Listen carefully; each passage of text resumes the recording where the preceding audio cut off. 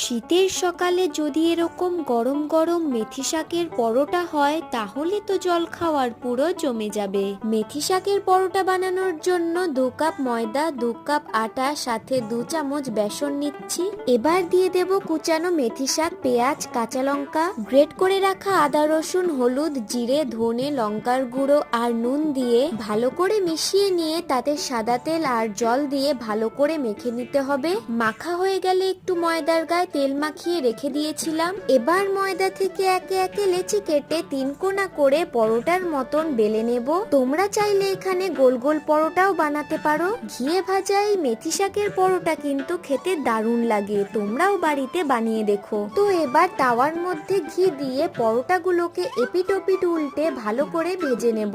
ভাজা হয়ে গেলেই তৈরি আমাদের মেথি শাকের পরোটা। আরো নতুন নতুন রেসিপি পাওয়ার জন্য চ্যানেলটা সাবস্ক্রাইব করে দিও।